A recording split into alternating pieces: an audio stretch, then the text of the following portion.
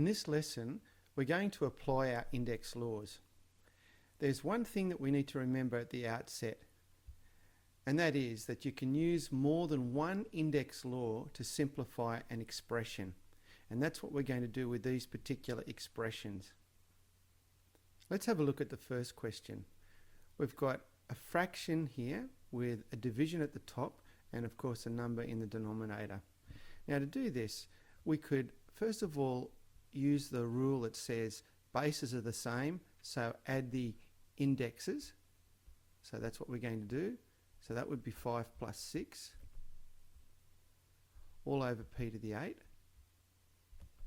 So we'll simplify this one step at a time. 5 and 6 is 11. So that gives us p to the 11 divided by p to the 8. So now we have a division, and we know that when we divide with the same bases, we subtract the indices. So let's go p, and we've got 11, take away 8, and that gives us our final answer of p to the power of 3. In this particular situation, we're going to use the rule that says when you've got a power raised to a higher power, we multiply. So that would be the top line, or the numerator. Underneath we've got a multiplication, same bases, so we can add the indices together. So let's write this down first of all in a simplified form. A to the 20 for the top number, and at the bottom a to the 5. And I think now you can see that you've got a division with the same bases, so you can subtract the indices. So this would be 20, take away 5, which would give us a to the 15, and that's our final answer, as simplified as we can go. In this example, we've got some numbers mixed with letters. Now it might be easier when you first start doing these to expand these out so you can see what we're actually doing with the multiplications. So this is an expanded form. Let's move the numbers together, because we're going to do the numbers first, and then let's look at the letters with their powers next. Now we don't need index rules to do this. This is just 5 times 3, which is 15.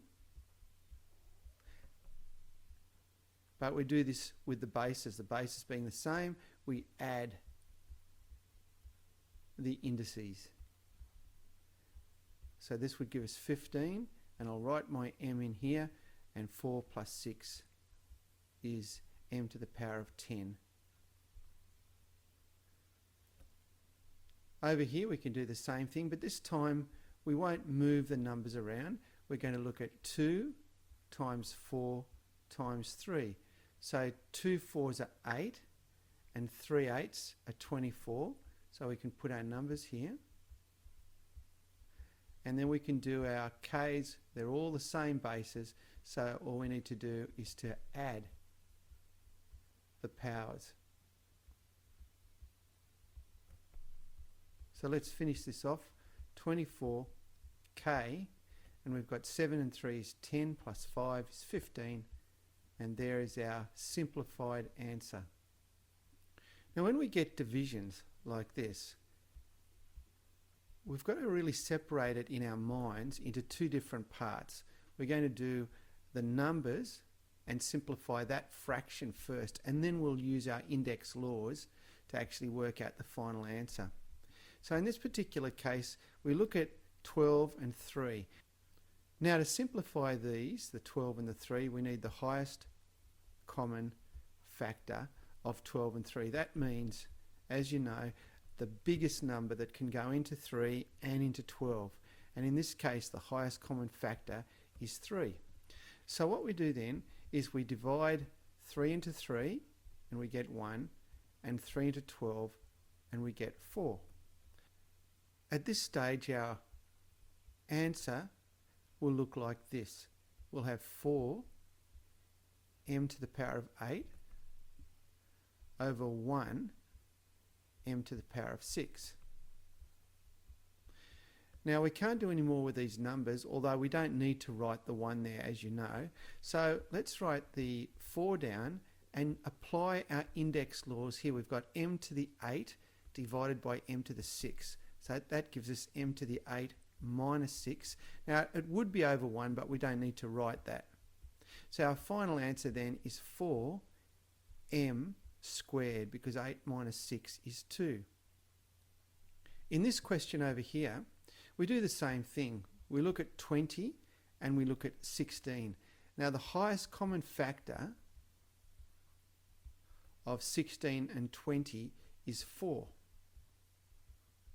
So what we'll do is we'll take 4 and divide it into 16, and we get 4. And then 4 into 20 will give us 5. So writing this out at this stage, we would have 5 a to the power of 10 all over 4 a to the 4. Now we'll need to keep the 5 in the numerator position and 4 in the denominator position, because we can't do any more with those. But at the top, we can actually take our a, our bases, and subtract the indexes because we're dividing. So that's 10 minus 4. And that will leave us with the 4 underneath, because the a to the 4 has become a minus 4 up here, as you know. So our final step is to simplify this expression, and we've got 5a to the power of 6 all over 4.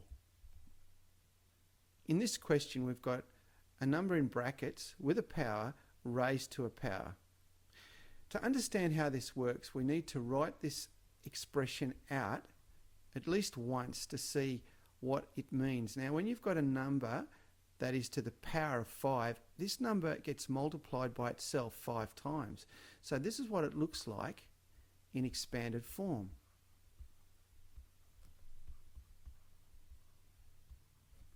Takes a while to write this out, and this is why the index laws help us a lot. Now, if you multiply this out, you've got 5 lots of 2 and 5 lots of a to the 3. You can count them, 1, 2, 3, 4, 5. So there's 5 lots of 2. Now, as you know, when you multiply those together, this is what we've got. And of course, you've got 5 lots of a to the 3. Now, to help us, the index laws will work if you follow this particular guideline. If I take 2a to the 3 and put that to the power of 5, and then place a 1 here. As you know, all numbers, if there's not at power, there will be a 1 there. And if I multiply both of the powers by 5, I'll actually get my answer. So 1 with a power of 5 raised to a 5 is 1 times 5. And a, remember our index law, when we've got a power raised to a power, we multiply. So we do that like this. And we get our answer. The thing you've got to remember is that if you've got a number, put a 1 there, and the 5 multiplies with that as well. So you actually have to have 2 to the 5 as well as this one here, which is a, in this case, to the 15. Now our final solution can be done by working out 2 to the power of 5, which is 32. And let's not forget our a to the 15 at the end. Our last examples show questions where there are mixed bases. We've got an m and an n here and here, and over here we've got x's and y's mixed up. So here are expressions where there's more than one letter. So let's see how we work this out. The 5 times the 3 is as we've done it before, that's the 15. Now it's probably better just to group the m's together like this, and then to group the n's together.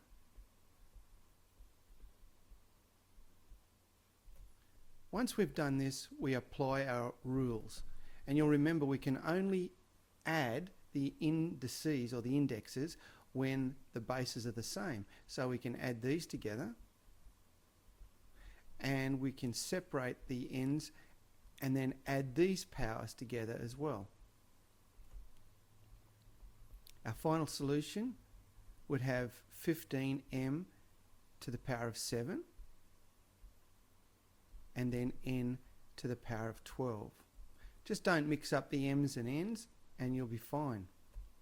In this question we've got the 12 and the 8, so we'll go ahead now and cancel out. I might just rewrite this question so I can show the cancelling. X to the 10, y to the 8. We're going to divide this by 8 x to the 6 and y to the 2. Our highest common factor of 12 and 8 is 4. That's the biggest number that can go into both of them.